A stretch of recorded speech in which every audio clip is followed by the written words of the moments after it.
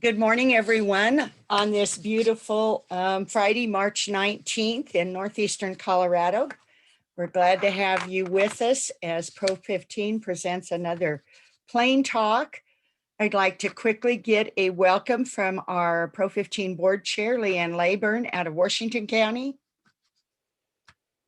Good morning, all. We are so looking forward to today's Plain Talk, and we just want to welcome you all and stay tuned for a fabulous discussion. Just a couple of quick housekeeping items. We are recording this and it will be available on our YouTube channel later.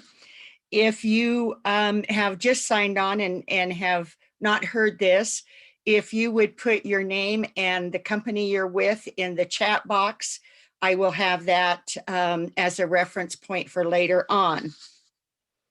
The one thing our speaker today has asked is that if you'll hold all your questions till the end, but if you have a question and you're afraid that you'll forget it, put it in the chat box and we will make sure that we get that question answered before we're done for today.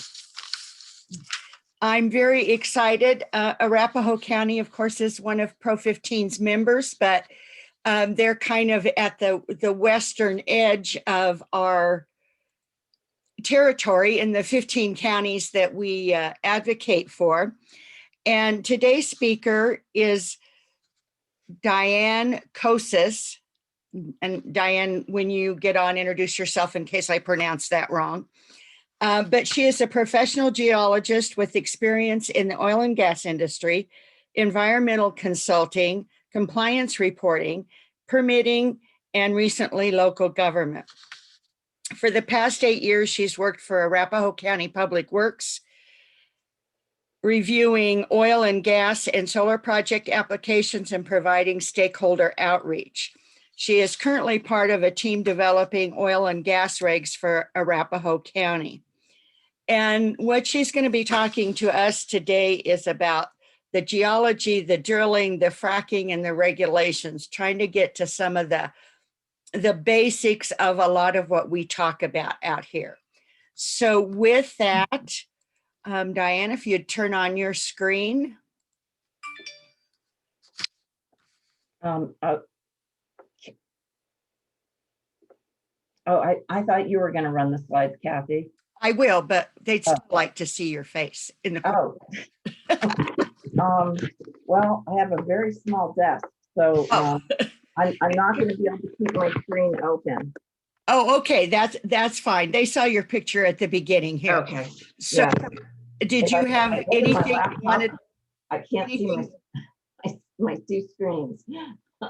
Anything you wanted to say before I start the slideshow? No, you covered everything, so that's great. Okay, so can everybody see the first slide? Everything you wanted to know about oil and gas in Arapahoe County?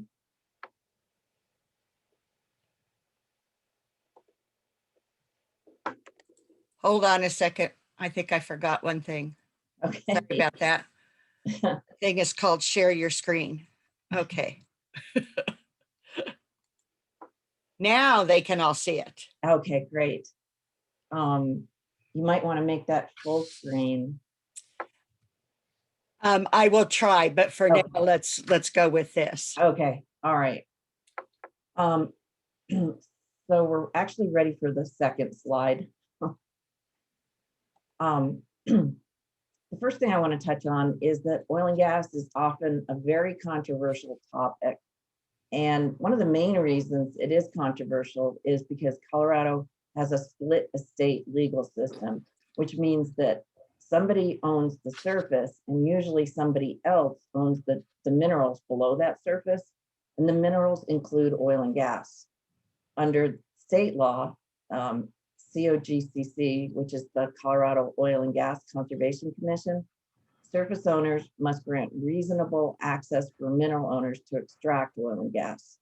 This sets up clashes sometimes between landowners, their neighbors, and oil and gas companies. There we go, next slide. So you can see in this slide that a facility has an industrial appearance.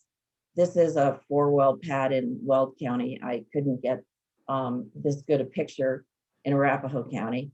So these types of facilities can occur in any type of zoning, including residential zoning. There are nuisance aspects. Oh, I'm going to be on this slide for a bit, Kathy. Okay, sorry. There's nuisance aspects associated, especially during drilling and fracking, such as heavy truck traffic, noise, bright lights at night. And the visual impact is expected to be there for 20 to 25 years. While the period of temporary nuisances depends on how many wells are drilled and fracked at once. Chemicals used for fracking are also concerning to those who aren't familiar with the fact that there's no public exposure. The water, chemicals, and sand that go down the hole during fracking are injected down the hole. So there's no public exposure. And then those fluids come up again when the well is being produced, and those fluids come up into tanks. There's also a lot of misinformation on the internet about oil and gas. Some of the things that people post on the internet really are not applicable to Colorado. Colorado is very heavily regulated for oil and gas. Several years ago, probably something like 6 or 7 years ago, a movie came out called Gasland, and they showed somebody lighting their tap water on fire, implying that oil and gas or fracking was the reason that people could light their tap water on fire. But people have been able to light their tap water on fire for over 100 years in areas where there's no oil and gas development. And the reason for that is because their water wells go through coal layers, and that coal releases methane when people run their water. Another reason that oil and gas is controversial, people think that there's going to be associated earthquakes. There's actually no direct link between drilling and fracking to earthquakes. There could be a link to earthquakes for the underground disposal of wastewater or produced water that I'm going to handle in another slide.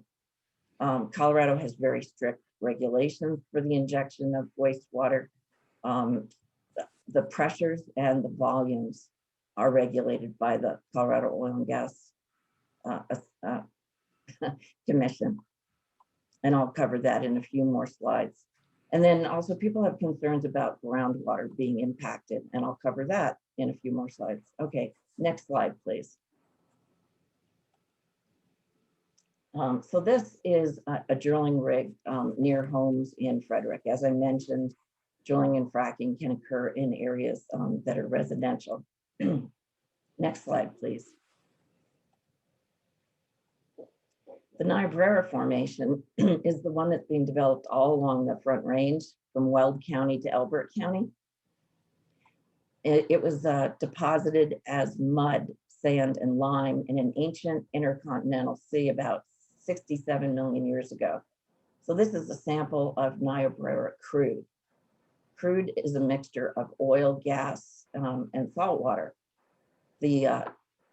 Looking at the bottle, the saltwater layer is on the bottom. The water is a remnant of that seawater the formation was deposited in. When the oil and gas is brought to the surface, the water is called produced water. The oil layer is floating on the saltwater layer, and gas is present both in the oil layer and above the oil layer. Next slide, please. So produced water has to be disposed, otherwise known as wastewater. So it's injected into layers beneath all producing layers.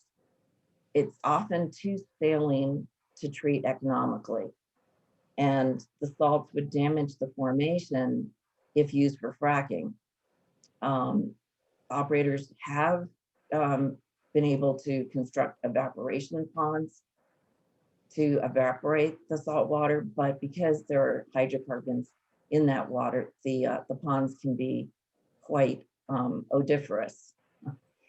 So the only good option is to dispose of it underground in formations below the producing horizons. the Niobrara Shale and Dakota formations, both formations that produce along the Front Range, are about 7,000 to 7,700 feet deep. The injection zones are much deeper. They're over 9,200 feet down.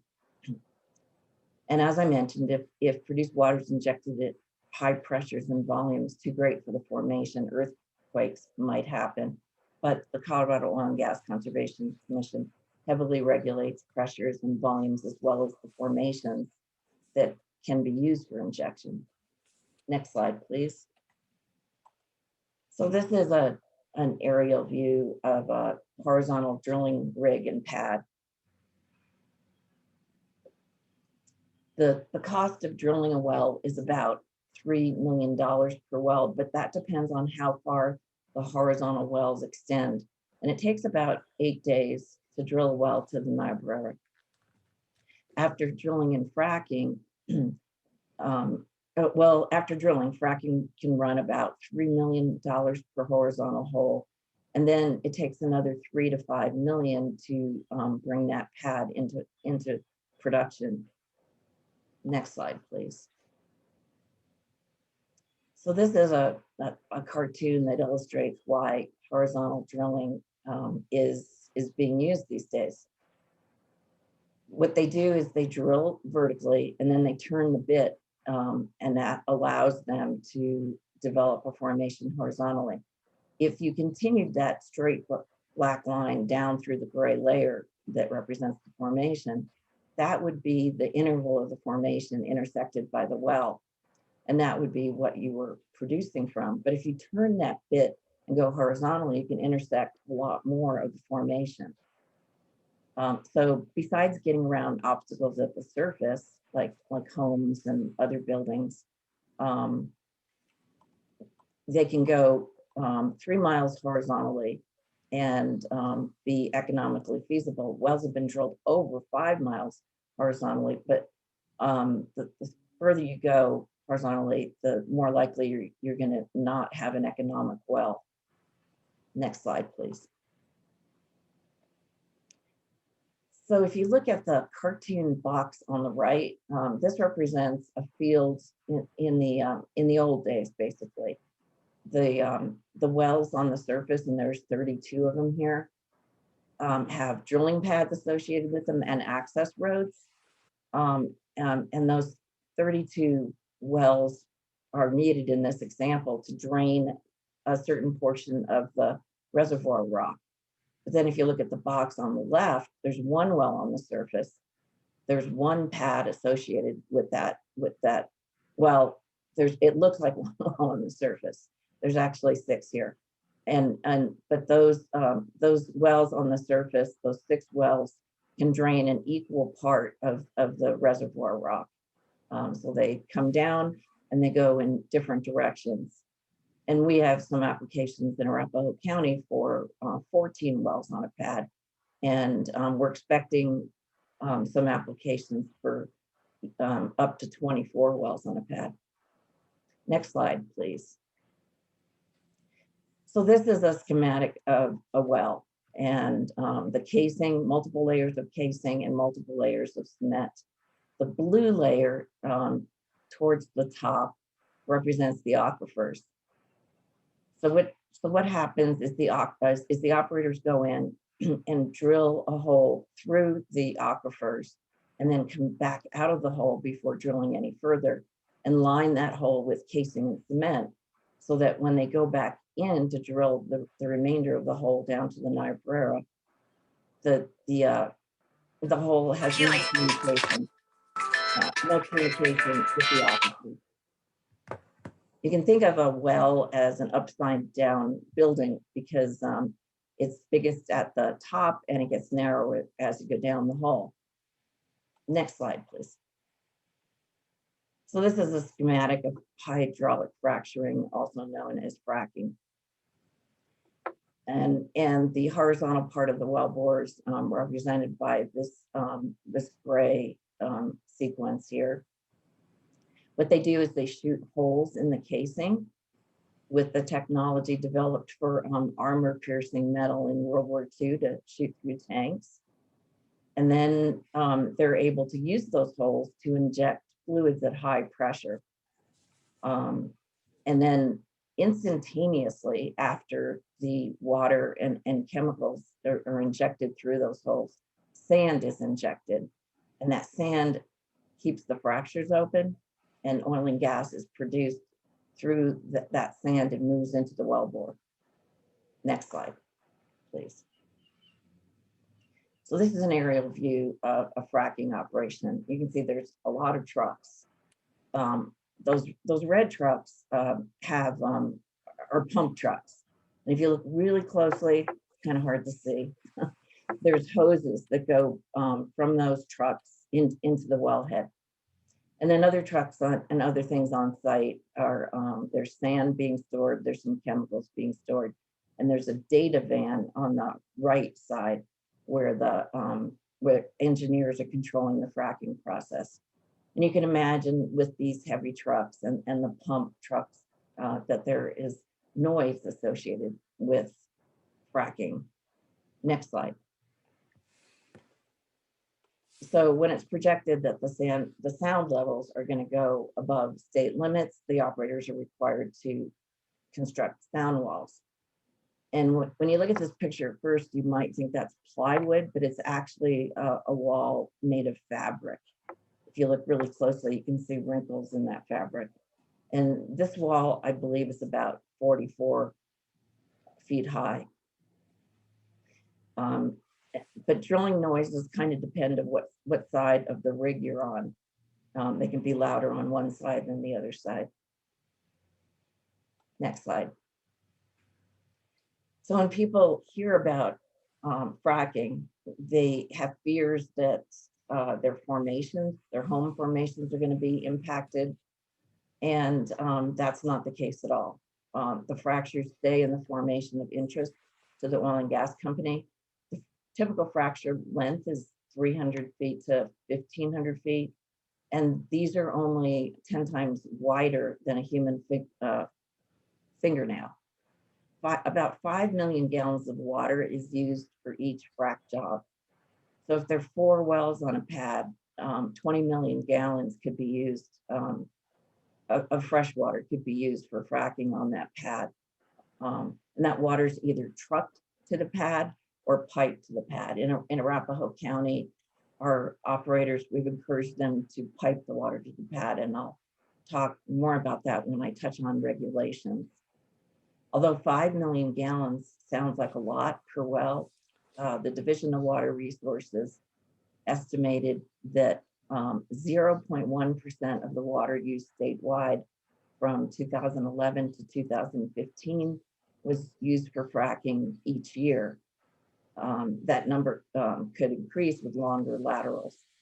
The Division of Water Resources doesn't have very recent data, but the vast majority of water is used statewide is for agriculture, about 87%. So when it comes to water use, that 0.1% is a small fraction. Next slide, please.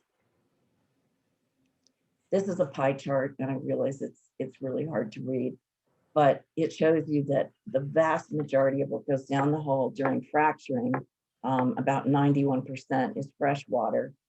About 9% is sand or the proppant to keep those fractures open. And about 0.5% to 1% is chemicals. The chemicals include things we're familiar with in everyday life: diluted hydrochloric or muriatic acid, which is used in swimming pools; a biocide that's used in dental disinfectant because there are bacteria when you go below the surface. Other chemicals include a crosslinker, which is found in laundry detergents, citric acid, which is found in food or found as a food additive, a gelling agent called boragum that you may have seen on food labels also.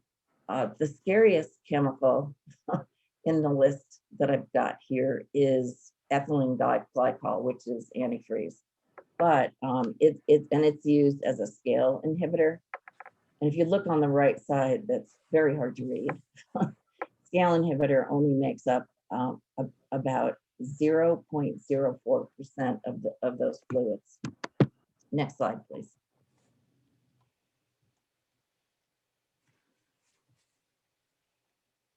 So as I mentioned, there's very bright lights associated with drilling and fracking. And I'm going to talk about how lighting is more regulated at this point in time. This slide was probably taken about a year and a half ago, about 1,400 feet from a well pad south of Watkins Farm, the Watkins Farm subdivision in Arapahoe County. Bright lights are needed for worker safety during drilling and fracking, but they can be really disruptive when unmitigated and can result in sleep disturbance to nearby neighbors. And also, I actually had complaints that these lights were so bright that it made driving past the pad difficult. So this is why the state and Arapahoe County, specifically the planning division, is working on new lighting rules. And our rules will largely mirror the COGCC's rules. Next slide, please.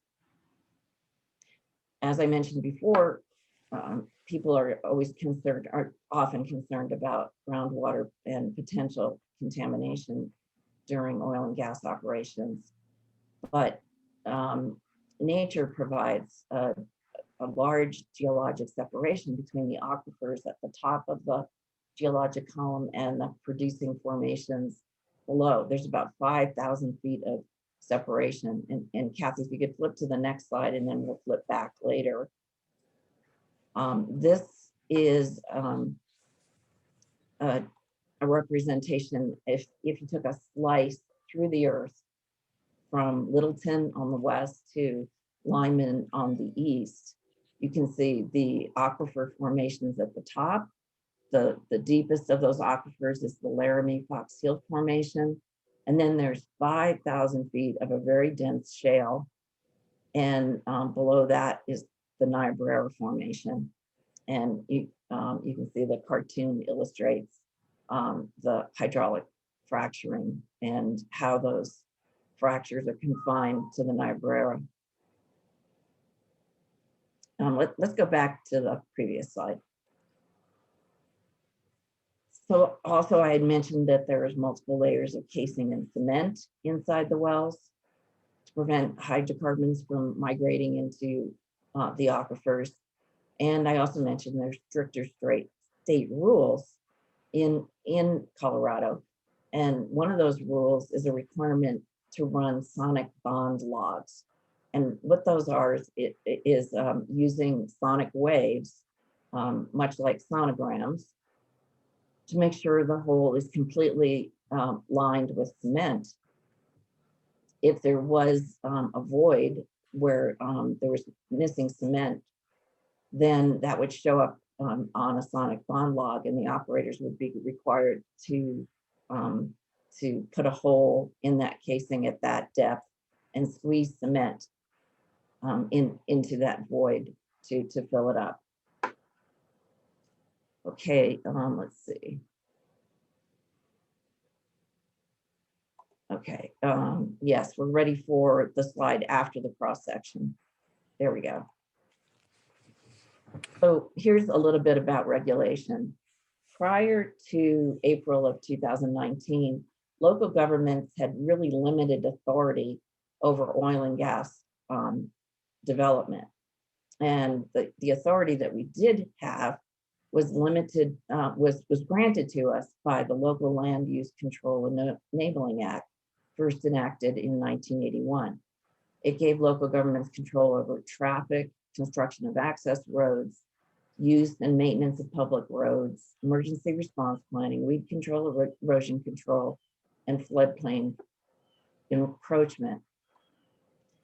And the beginning stages of the Niobrara development, several Front Range local governments enacted stricter rules for oil and gas in their jurisdictions. And the state sued them because the state had primacy over all aspects of oil and gas. So what local governments did in the early days of horizontal drilling was to develop memorandums of understanding, or MOUs. And those were drafted all across Colorado as contracts between the local governments and the oil and gas companies, starting in about 2012, so that local governments could have some control over the operations. Arapahoe County was one of the first local governments to have an oil and gas MOU. Operators that signed the MOU could go through an administrative application process rather than a lengthy full USR process. USR is used by special review, and those USRs require 2 public hearings. A hearing before our planning commission, and then another hearing for approval with our board of county commissioners. And that process generally would take between 5 and 7 months. Whereas the administrative process available to operators after they signed an MOU would take about 6 to 8 weeks of processing time. And the things that the county got out of our MOU process was more water sampling, more baseline water samples, weekly operator inspections of secondary containment, access road construction criteria, emergency response plans, a requirement for a fire district will serve letter, meaning that each applicant had to get an agreement from the fire district that they would provide service to that pad, pre and post construction inspections of county roads, and the ability for the county to inspect oil and gas production facilities. And as I mentioned, the operators got a faster approval process and a less expensive approval process. I do want to mention that although the administrative process is a lot faster, it doesn't mean that the county is spending less time on these applications. It just means that we're working harder to get these through our process faster. So since the middle of 2013 in Arapahoe County, most oil and gas applications were handled administratively because most of our operators signed an MOU. Next slide, please. So now that Senate Bill 19-181 is approved, it was approved in April of 2019, state preemption over oil and gas is removed for surface operations. Local governments now have the authority to develop reasonable regulations to govern site approval and mitigate surface impacts, while the state maintains control of downhole operations. The county MOU process will be replaced with an amendment to our land development code with new oil and gas regulations. Our staff has presented to our board of county commissioners a balanced approach, a tiered approach, and what other local governments have drafted and adopted in their jurisdiction over the past approximately 2 years. So we've been taking a lot of time with our process, and that includes stakeholder outreach. The slides that three slides that I have next, I'll be showing you the direction that our board gave us. I'm going to skip back to the bullet right before the fourth. No, the same slide, Kathy, but the 1, 2, 3, the fourth bullet. So our balanced approach, what we mean by that is that we're aiming for our rules to mitigate some of the impacts of oil and gas development while still allowing our operators to develop their minerals. Our tiered approach means that facilities that are close to occupied structures would have stricter rules, whereas facilities that are further away would have fewer requirements. Looking down at the second to last bullet, our rules cover 4 categories: health and safety, quality of life, process improvements, and operations. And staff will be sending out our revised draft rules based on some public and stakeholder input that we've received in the last year and a half. We'll be sending out our draft revised rules in May of 2021. Yeah, on October 10th of last year, the board directed us to delay our rules process until COGCC adopted their new rules. And the COGCC adopted their rules on January 15th of 2021. Next slide, please.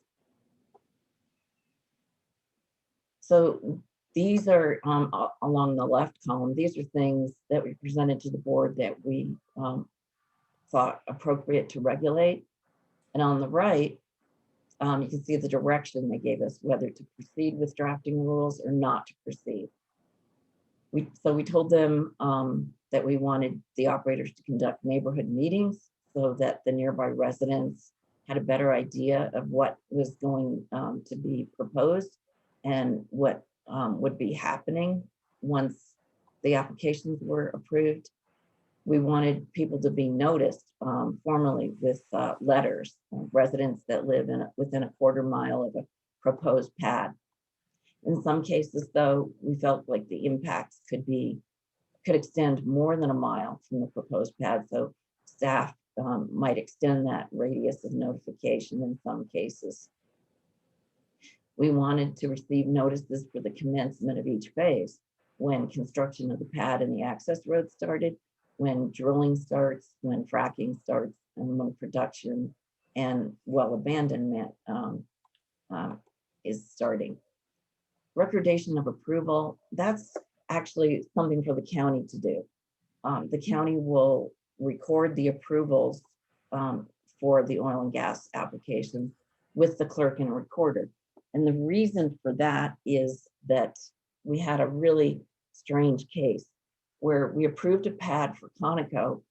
Conoco did not act on that approval right away. They went out to that area 2 years later and found that somebody had installed a mobile home, built a foundation and put a mobile home on the proposed pad. What happened was the original landowner sold that property to somebody else who didn't even know that there was a pad approved. But Conoco was able to work with that homeowner and redesign their pad. But we don't want that to happen again if we can help it. So we're going to be recording the approvals with the clerk and recorder's office. Expiration of approvals, we are shortening that period from 5 years to 3 years. We want to come up after we are done with the draft rules. We hope to adopt this summer. We want to come up with a process which would make our pipeline application process shorter and more efficient. And we asked the board if we could require alternative location analysis for pads, whereby the operators, if there was a controversial location, would have to show us how they evaluated other locations and decided that the one that's controversial is the best one for them. On these topics for process improvements, the board gave us approval to proceed with all of them, but said that we should leave alternative location analysis up to the state. Next slide. Under quality of life, we told our board of county commissioners that we wanted to regulate noise, light, visual mitigation, traffic, and setbacks. Setbacks actually are also on my health and safety slide. And a lot of our rules do mirror the state rules, which is why we delayed our rural development until COGCC came out with their new rules and we had a chance to study them. The state actually has a minimum setback now of 2,000 feet, but there are several exceptions to the state's 2,000-foot setback, and pads could be as close as 500 feet. The county's minimum is 1,000 feet from the edge of the pad to the nearest occupied structure. And by occupied structure, I mean homes and other structures that are occupied from time to time, such as hobby buildings or she sheds. Our minimum 1,000-foot setback actually would only have one exception, and that would be if the surface owner wanted the pad closer to an occupied structure and the fire district was willing to provide service to that location. We also have a 250-foot setback from property lines and a 250-foot reverse setback. What a reverse setback is where a new structure can be built, the distance that would be required to an existing oil and gas pad. Next slide, please. So under health and safety, we told the commissioners that possible topics to regulate were air quality, emergency action plans, firefighting supplies, water and foam being supplied to fire districts, coordinated training between operators and our emergency responders, reporting chemicals used and stored on site, reporting incidents to our emergency responders, and again, setbacks. The 1,000-foot setback was actually recommended by our emergency providers, and reverse setbacks. The board gave us direction to proceed on all of these except air quality, when we explained to them that the air quality is an extremely complicated topic, and the county does not have an air quality expert. And the board pointed out that the state health department, CDPG, was going to be updating their air quality regulations. So there was no need for the county to get involved in those. On this past March 16th, this past week, we updated the board on some of the rules we're eliminating from our draft rules because COGCC adopted rules on those topics and so sufficiently covers those topics.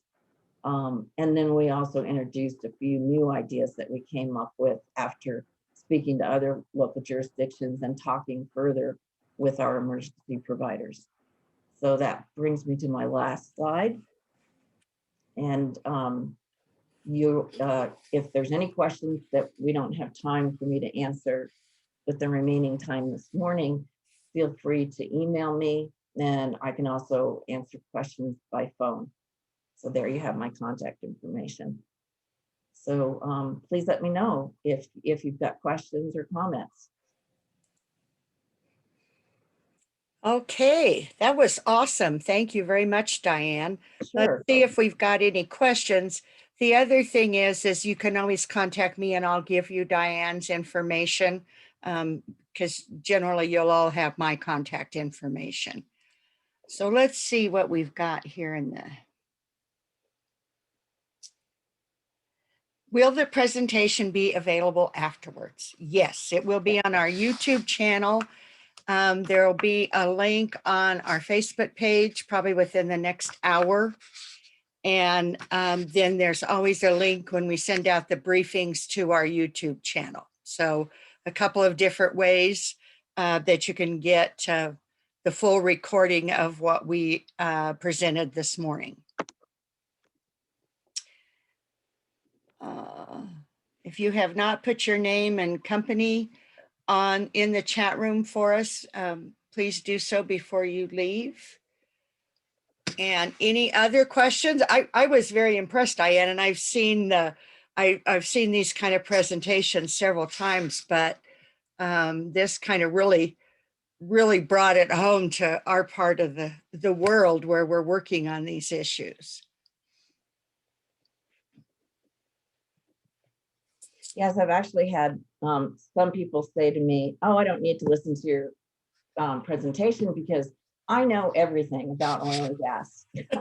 And my answer to them was, actually, when I first put this presentation together, I started on versions of this about 7.5 years ago. I learned some things. So, and I've had, I've worked for the industry and I've worked for consulting firms that supported the industry. And the more you know, the more there is left to learn. Well, and I came out of the 50s when we had the big oil boom in Morgan County, Washington County, kind of this area out here where there were pumper wells all over the place.